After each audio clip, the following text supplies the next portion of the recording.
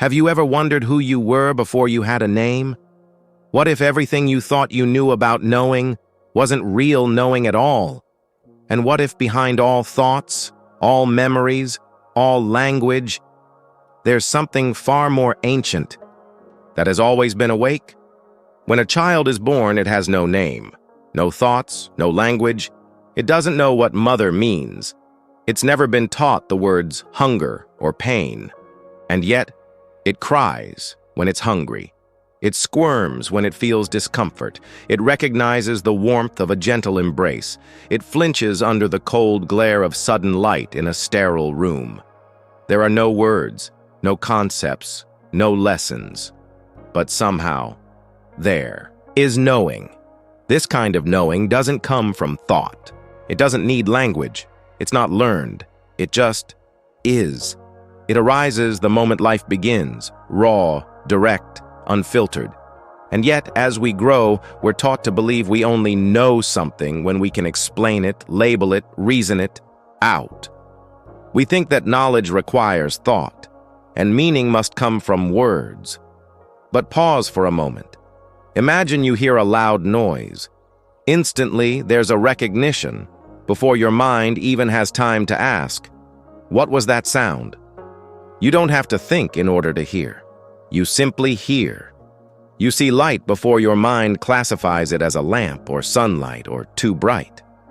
In every moment, there is something that knows, before thought, before labels, something that is always present, always perceiving.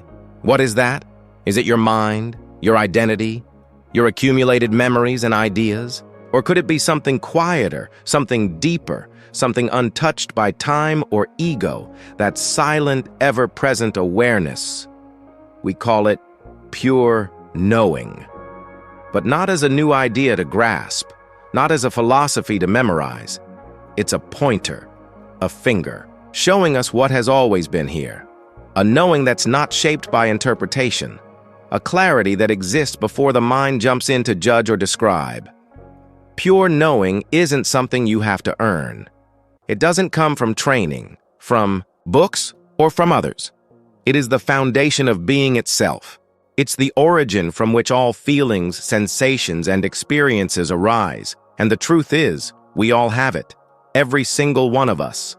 But over time, we become so entangled in the endless chatter of our minds, so immersed in names and explanations, that we forget what was there before all of it. We forget the simple knowing that has never left us. Not for a moment. It hasn't disappeared. It's just been buried under everything we've mistaken for ourselves. So for now, let's put aside our definitions. Let's not try to add anything more. Let's just peel away what doesn't belong, what covers up the clarity that's always been here. Pure. Knowing is not knowledge. Knowledge is a product of time, collected, stored, and interpreted. It depends on language, on symbols, on frameworks, built by generations. It belongs to the mind, but pure knowing does not. A child may not know the name of a flower, but it sees the color, smells the scent, feels the gentle sway of petals in the breeze. That knowing isn't from books or past experiences. It's immediate, alive, beyond all concepts. It is pure knowing. When we look at the world through accumulated knowledge, we create distance. I am here. That tree is there. I am the one listening to that sound. Language draws a line between subject and object, me and the world. And in doing so, it fragments the seamless experience of life into separate pieces. But in pure knowing, there is no separation, no observer, no observed, just the unfiltered presence of being, the experience itself, without labels, without roles. Knowledge always carries a posture, a stance of comparison, judgment, or validation. It asks, is this like what I already know? Does this confirm or contradict what I believe? But pure knowing doesn't do that. It doesn't seek to prove or disprove. It doesn't need approval. It doesn't come to conclusions. Just Like light, pure, impartial, non-judgmental, it shines without caring whether it touches trash or a blooming flower. Light simply shines, and pure knowing simply knows. Take a breath. Let this sit with you. And if something within you stirs, if something ancient begins to awaken, don't rush to explain it. Let's continue this journey together as we uncover what's always been waiting behind the noise of thought. As we touched upon earlier, this knowing, this awareness, has been with us long before thoughts and words. It exists prior to any label, any explanation. It doesn't rely on definitions. It simply knows.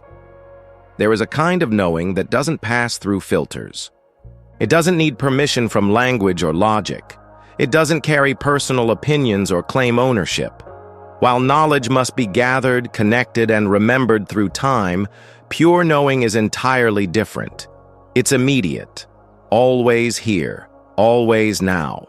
Regardless of where you are or what you're doing, the moment you stop getting lost in mental chatter, you can sense it. And that sensing doesn't need to name what it perceives. It doesn't need to describe, classify, or insert into any framework. Even if you can't find the words to say what's happening, you still know something is happening. That's the essence. It's the space before language steps in. Here lies the turning point. Pure knowing precedes all interpretation. That's why it remains untouched by conditioning. Knowledge is shaped by schooling, culture, and memory. But this deeper knowing is unbound. It isn't shaped by the past or projected into the future. It flows quietly, constantly, through every moment of the present. It's not stained by your personal history or shaped by what you've learned. To put it simply, knowledge is something you have, but pure knowing is something you are. Knowledge can be flawed, and it evolves. One day you believe one thing. The next day it might shift. But this knowing, it doesn't arrive, and it doesn't leave. It is the silent stage on which every life experience plays out, rising and falling without ever touching what supports it. And if you can pause long enough, if you can loosen the grip of mental interpretation, you'll notice that this subtle awareness has never gone anywhere. It has always been here, patiently waiting behind the noise. What's striking is that this knowing has no ego at its center. It doesn't revolve around the thought, I know. In our usual experience, we attach a self to every perception. I see, I hear, I think. But look closer. You'll find the knowing happens first. A sound arises, and it's heard instantly. In that very first moment, there's no someone hearing. There's only sound, and the silent recognition of it. The thought, I am hearing this, comes later. It's like the ego stepping in afterward, claiming the moment as its own. That I, we so often identify with, isn't the true knower. It's a psychological structure, built from memory, stories, and past experiences. It needs to feel in control, so it inserts itself between the experience and the present moment, saying, I am the one feeling this. But pure knowing doesn't need that narrative. It functions naturally, without being defined by any image of the self. When you're truly still, deeply observing, you'll begin to notice everything. Sounds, sights, bodily sensations, even thoughts arise and are known without anyone doing it. You don't choose to hear the sound of a passing car. You don't decide to feel your breath at a certain moment. These experiences happen on their own, and the knowing of them happens too.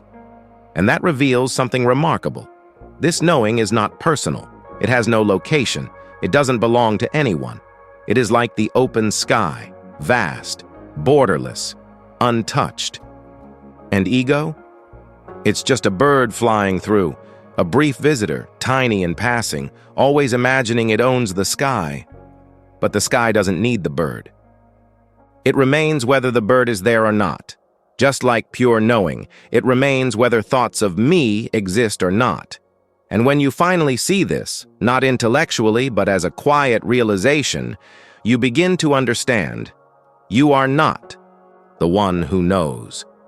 You are the knowing itself. Let that sink in, not as an idea, but as something felt, gently, silently. And from here, we'll continue into the next layer of this unfolding truth.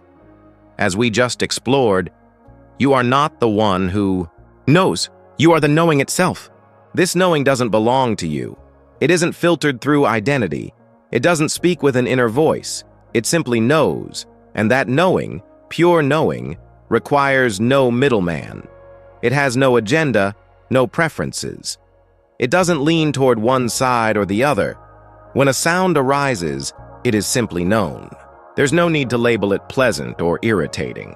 That judgment comes from the mind. It's the mind that says, I love this music, or I hate that noise. But the knowing itself, it says nothing. It just witnesses the presence of sound, clear and untouched. This kind of knowing doesn't choose. It doesn't divide or compare. And because of that, it rests very close to stillness. Not the stillness of silence or the absence of movement, but a deeper stillness, the absence of resistance. You could be sitting in the middle of a busy street, surrounded by the chaos of honking cars and chattering crowds. But if you're simply aware of it all without pushing anything away, you are in pure knowing. In contrast, you might be alone in a quiet forest, yet constantly battling the noise of your own thoughts. In that case, you're not in pure knowing. You're caught in the mind's grip. Pure knowing takes no side. It doesn't declare what's good or evil, right or wrong. It doesn't say what should or shouldn't be. It doesn't get entangled in dualities. It just sees. And in that quiet seeing, everything is allowed to be exactly as it is. Look at how quickly the mind judges. One glance at someone and it starts sorting. This person is kind. That one seems cold. That one looks dangerous. But when you observe through pure knowing, all those mental labels dissolve. You're simply seeing a person, no more, no less. Their gestures, their expressions, everything is just noticed, not evaluated. That doesn't mean pure knowing is dull or indifferent. It isn't passive, and it certainly isn't ignorance. On the contrary, it's deeply awake, fully alert, but without clinging to the contents of experience.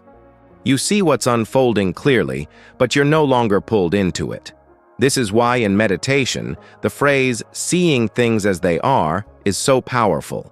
It means seeing without distortion, without decoration or denial.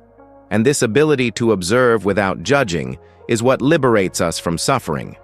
Every form of suffering is born from resistance. When the mind says, this should not be happening. Pain begins when the mind argues with reality. It condemns people, punishes experiences, and assigns blame. They deserve it.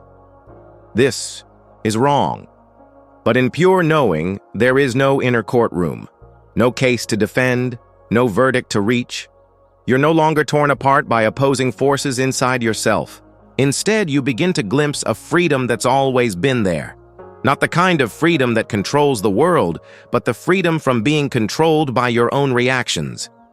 This is the natural state of pure knowing, uncontaminated by opinion, emotion, or desire.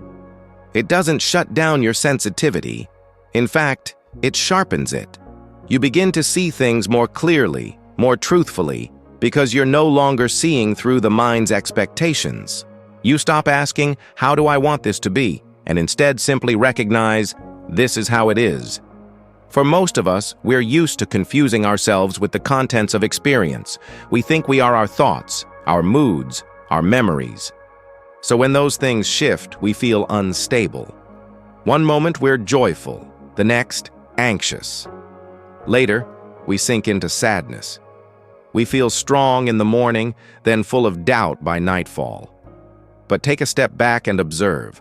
All these emotional states, they rise and fall like waves on the surface of the ocean.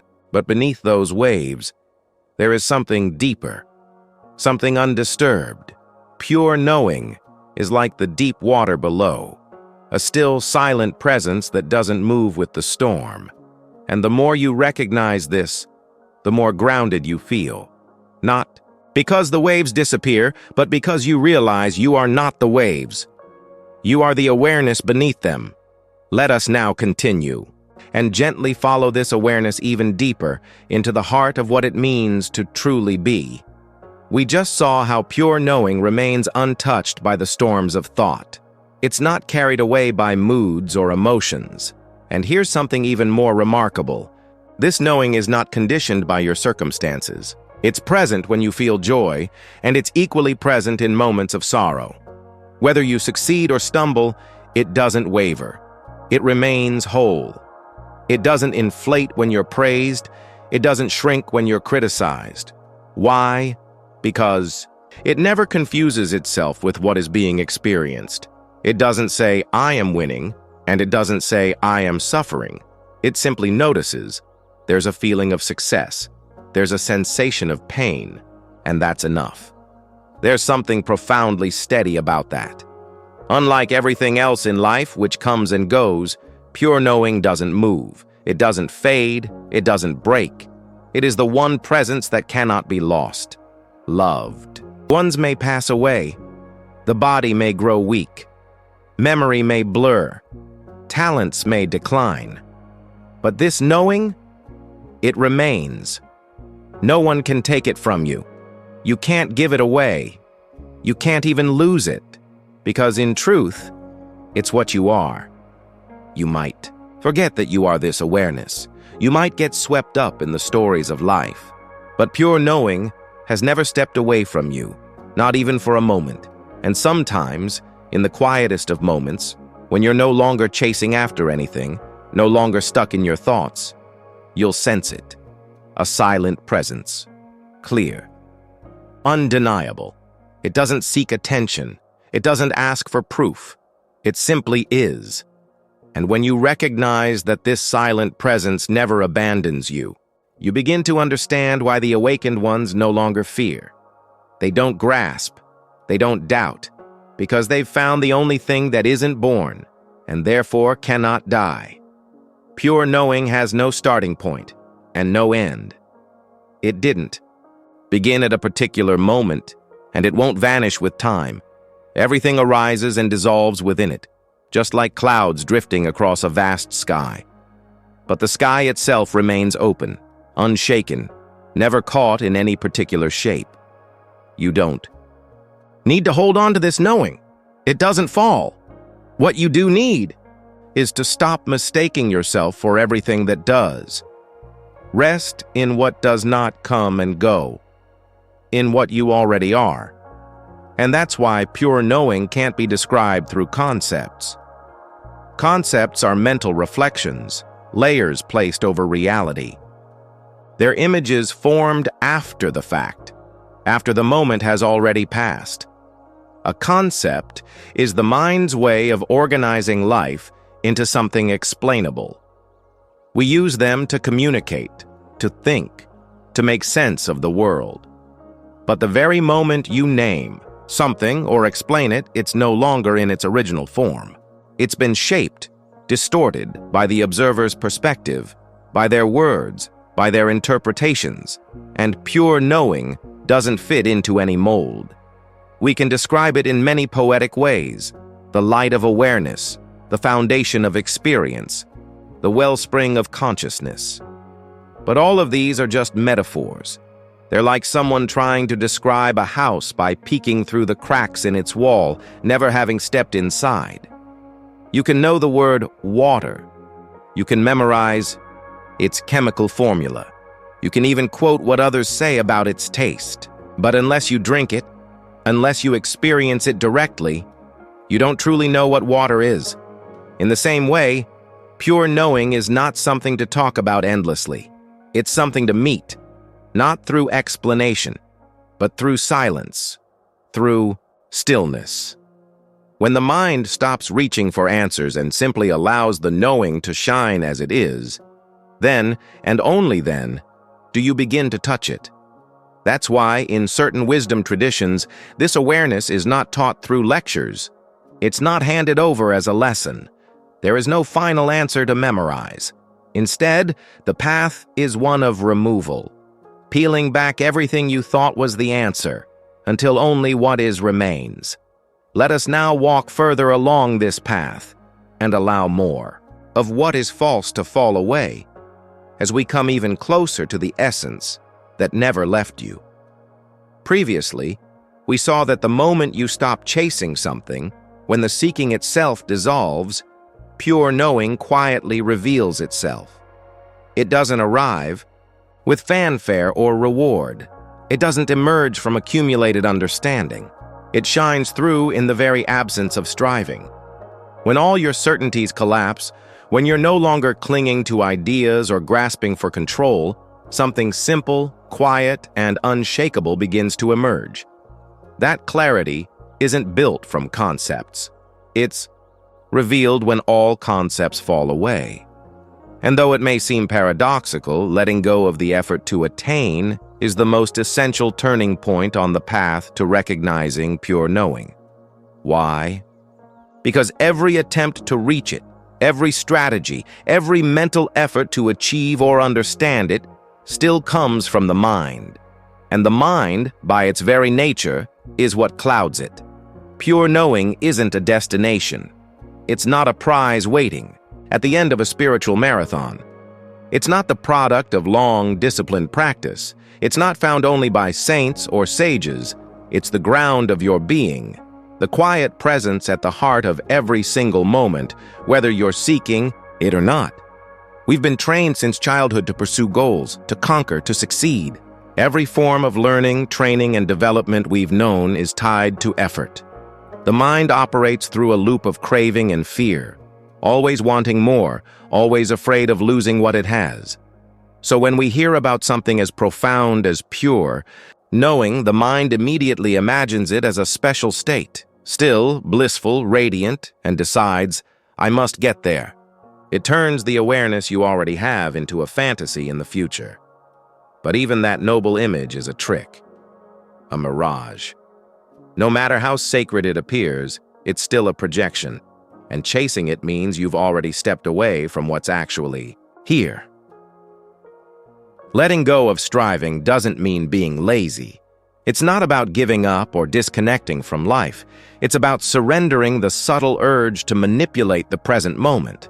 It means allowing things to be just as they are, without fixing, resisting, or judging them. When the mind stops reaching toward some imagined future, when you neither hold on nor push away, pure knowing begins to surface, not loudly, not dramatically, but gently, like morning light entering a quiet room. It doesn't demand attention. It doesn't need proof. In that moment, you're not approaching it. You're already in it. There's no path leading to pure knowing. Every action to reach it is already happening within it. You've never actually left it. The only thing that ever needed to fall away was the endless searching. But here's the truth. Most of us don't live in the present. We live in our thoughts about the present. We hear the rain, and instantly the mind comments, it's raining again. Traffic will be terrible. And just like that, we're no longer with the sound of rain. We're in a story. We see someone's face, and instead of simply seeing, we bring along memories, emotions, and labels. The purity of the moment is buried beneath layers of personal meaning. What we see is often not what's there, but what we think is there. And when our perception is distorted, it's no longer real. So what does it mean to truly return? It means to pause, to interrupt that unconscious loop. It means to look without labeling, to listen without replying, to feel without rushing to decide. A sound arises, and you just notice. There is sound. A sensation moves through the body. You simply recognize there is sensation. No need to name it as pain, pleasure, discomfort, or ease. No need to fix or change it, just witness it fully. Let it be exactly as it is. That's not a technique for reaching some spiritual state. It's a subtle but radical shift. letting go of the mind's old habit of naming, measuring, reacting. When you look at something without calling it anything, you're no longer separate from it. There's no you standing apart, analyzing. There is just one unfolding stream of experience where the seer and the seen are no longer two. They merge, they dissolve. And in that moment, we'll continue from here, right where separation ends and the immediacy of being begins. We just reach the point where the seeker falls away, and what remains is simply this, the unshaped moment unfolding. And when we return to that, to what is actually happening right now, something profound begins to shift. There's no longer a person having an experience. There's only experience, moving through awareness. In that return, something real opens up. Not the version of reality shaped by thoughts, words, or beliefs, but a raw, direct contact with what is before any interpretation. And this contact, it's intensely alive, immediate, wordless. It's not passive, and yet it doesn't come with tension either. It's not laziness, nor is it effort. It's a quiet presence, present without resistance. Only in this space, when we stop struggling against what's here, stop trying to mold the present moment into our preferences, does pure knowing naturally reveal itself. And not as something to grasp or claim, but as the very space we dissolve into. But here's the trap. When a thought arises, especially one loaded with fear, anger, or craving, we don't just notice it. We get pulled into it. We become entangled. Suddenly, without even realizing it, we act, feel, and react as if the thought were unquestionable truth. That's why we must learn to observe thoughts without merging with them. This doesn't mean ignoring or suppressing your mind. It means stepping back just enough to see clearly. You begin to recognize there's a thought about the past passing through. There's an image, a memory, a mental story forming, and none of these are you. You don't need to argue with them. You don't need to obey them. They're just ripples, momentary waves on the surface of awareness. They rise, they dance, and they dissolve.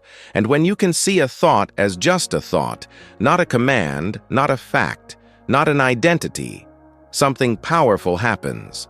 The thought loses its grip. Those old patterns of fear, the buried wants, the emotional scripts from your past, they may still arise, but they no longer control how you feel. They no longer hijack your behavior. You no longer act on autopilot because you no longer believe the mind's voice is who you are. Now, this doesn't mean you're trying to silence your thoughts or force your mind into stillness. Quite the opposite. You allow thoughts to come and go freely. But you stop clinging. You stop identifying. You stop chasing meaning in every mental appearance. And this capacity, this non-stick awareness, is the quiet mark of pure knowing. It's a kind of recognition that remains untouched by the noise of the mind. Still, be mindful. The mind is clever. It can wear many masks. Sometimes it dresses up in spiritual clothing. It whispers, "I'm awake now. I understand deeply. I'm getting closer to freedom." Or it might say, "I'm still too broken. I haven't gone deep enough. I can't let go yet." Whether the thought sounds noble or self-defeating, it's still just content. Just another trick of identification. And if you believe it even subtly, you fall right back into mental ownership, this time under a spiritual disguise. So the real practice is quiet observation without entanglement. And this requires something rare, patience and absolute honesty. You don't need to defeat your mind. You don't need to win a battle inside yourself. You simply need to stop being its victim. You don't have to shut every thought down. You just need to recognize, I am not that thought. The awareness that sees the thought, that is what you truly are. And when you rest in that knowing, the mind may still speak, but it no longer has the final word. Its noise becomes background. And from this space, something new begins. Freedom. Not the kind of freedom where you control everything, but the deeper kind, where nothing controls you. You begin to live from a deeper place, a space where everything is seen, but nothing owns you. A space where silent knowing remains, whether the mind is quiet or chaotic. This is the ground of clarity. From here, actions are no longer reactions. They're no longer driven by blindness or habit. They flow from an alert spaciousness, a kind of intelligence beyond thought.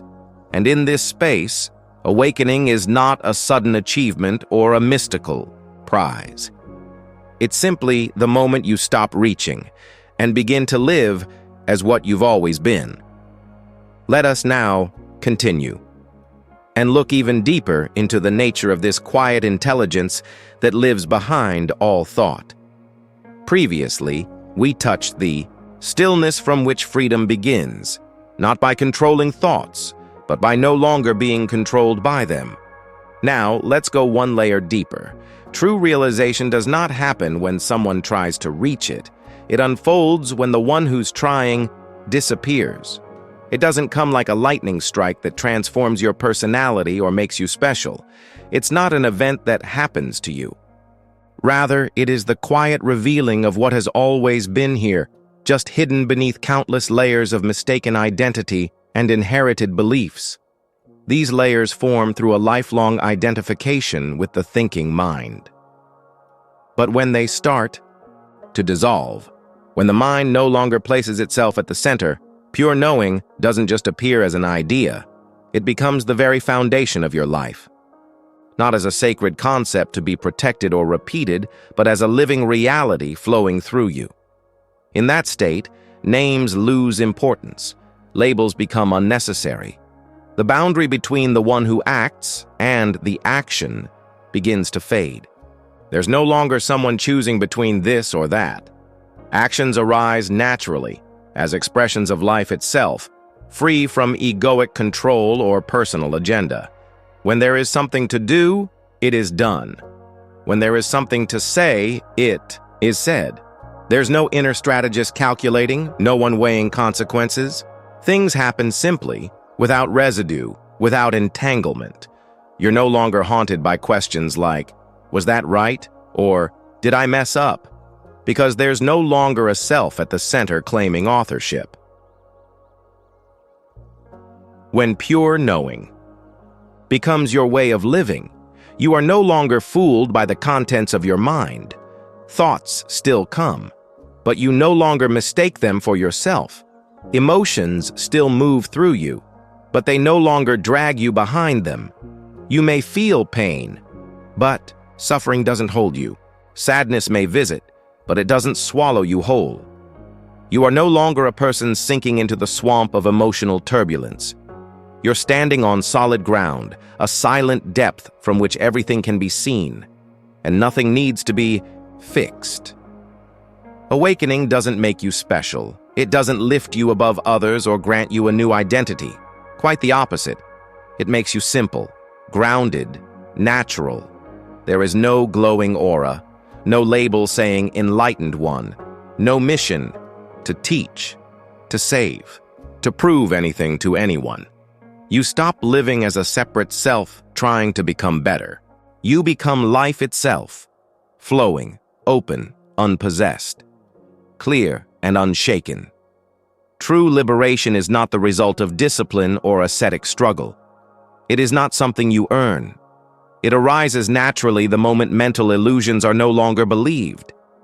When old patterns lose their grip, not because you force them out, but because you no longer feed them, a quiet liberation begins. Every time you choose not to react automatically, that's a moment of freedom. Every time you don't step into the role your ego has written for you, you move further from suffering. And when those moments accumulate, uninterrupted by forgetfulness, you're no longer someone seeking truth. You are truth, embodied, no longer an idea, no longer a goal, just presence, silent and free. This freedom has no label, no formula, no ritual. It doesn't depend on changing the world outside. It comes from not being dragged around by the world inside.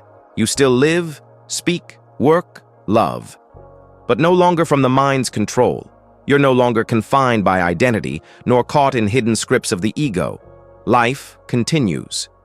But there's no one clinging to the experience. There is only life, experiencing itself. Through breath, through movement, through presence. In every look, in every step, in every heartbeat. Boundless, untouched, free. Pure knowing is not optional on the path. It is the unshakable ground beneath all spiritual clarity. Without it, there can be no true seeing, no real presence, and certainly no wisdom. It illuminates everything, not by judging, not by comparing, but simply by being there, like light that shines on all things, yet remains untainted by any of them. Now let us gently continue and explore this silent light, the very source that reveals but never interferes. As we journeyed into the still presence of pure knowing, we came to see that it does not judge, does not grasp, and never claims to be the one who knows. It simply sees, it simply knows, without needing to say, I am seeing, or I am knowing. And this is what makes it so radically different from the mind. Pure knowing doesn't need to be achieved, because it has never been absent. You don't have to transform into a better version of yourself to be worthy of it. You don't have to reach some elevated spiritual state or perfect your character to deserve its presence. All those conditions, all those images of spiritual worthiness are creations of the mind. And if there's anything worth repeating as we come to the end of this reflection, it is not new knowledge. It's a remembering, a gentle, quiet remembering. Remember, there is nothing missing in you. Remember, the awareness that sees, that knows, that listens, has never left. And remember, everything you thought you had to search for has already been given. This message, shared through Buddhism Echo, was never meant to become another philosophy. It's not offered as a belief to hold or a system to follow. It's simply a pointer, a reminder to what you've already known all along, not as a theory, but as this very presence, pulsing through you right now. And if anything should remain with you once the words fade away, let it be this: a stillness, a moment of pause where there is no longer a seeker, no longer someone trying to become, just life itself, revealed, complete, undivided, needing no proof. Thank you, not only for listening, but for being here, for showing up not just with ears, but with presence. It's only because people like you still choose to turn toward what is raw, what is simple, what is real, that a space like Buddhism Echo has any reason to exist. We don't gather here to collect more concepts. We meet to gently remove what was never truly us. And so, until we meet again, in future messages, in shared silence, or in the breath between words, I wish you and your family deep health, quiet strength, and a life lived fully in the light of awareness. Let that awareness guide you, not just sometimes, but in every breath, in every blink, in every moment of this unfolding life. Because pure knowing is not somewhere far away. It is right here, now, and always.